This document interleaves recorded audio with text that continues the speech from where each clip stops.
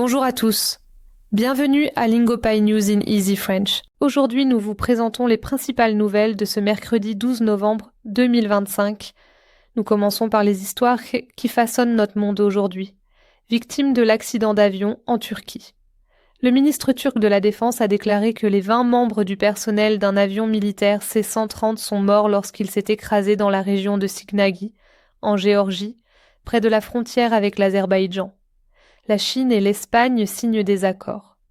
Le président chinois Xi Jinping et le roi d'Espagne Felipe VI ont signé de nouveaux accords à Pékin, notamment des échanges linguistiques et culturels. Les deux parties ont déclaré vouloir approfondir leurs liens et étendre leur coopération. Voici maintenant un aperçu de ce qui se passe dans le monde du sport. Alcaraz bat Fritz. Carlos Alcaraz a battu Taylor Fritz lors des finales de l'ATP à Turin. Cette victoire lui permet de conserver sa place de numéro 1 en fin d'année. Une victoire de plus lui permettrait de devancer Jannik Sinner. Les Knicks prolongent leur série de buts. New York a marqué 130 points pour le 3e match consécutif lors d'une victoire à score élevé, prolongeant ainsi son début de saison fulgurant en NBA. Nous allons maintenant nous pencher sur les nouvelles du monde entier. Tout d'abord, direction les États-Unis. Le président Trump rencontre les dirigeants de Wall Street. Le président Donald Trump a organisé un dîner privé avec des dirigeants de Wall Street afin de renforcer les liens et de stimuler les marchés financiers. Trump annule le sommet avec la Russie à Budapest. Le président Trump a annulé un sommet avec le président russe Poutine à Budapest, initialement prévu pour discuter de la guerre russo-ukrainienne. L'Amérique latine à l'honneur. L'économie du Nicaragua croît de 3%.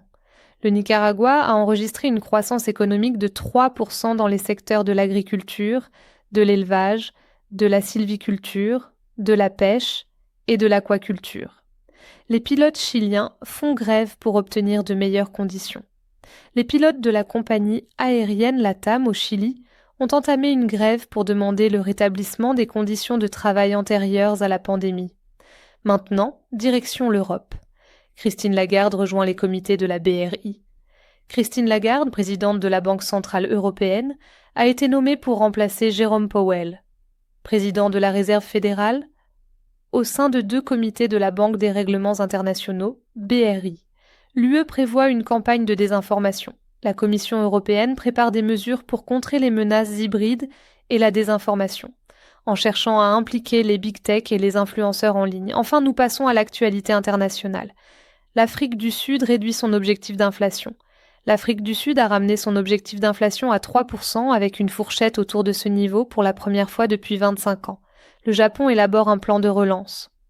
Le gouvernement japonais prévoit un plan de relance avec de nouvelles dépenses audacieuses pour soutenir la croissance. Le projet prévoit des investissements dans l'intelligence artificielle, les puces, la construction navale et des aides pour les factures d'énergie. Cela conclut nos principales nouvelles d'aujourd'hui. Merci de nous avoir rejoints sur Lingopay News in Easy French. Nous reviendrons bientôt avec une autre mise à jour sur les dernières nouvelles. Merci pour votre attention.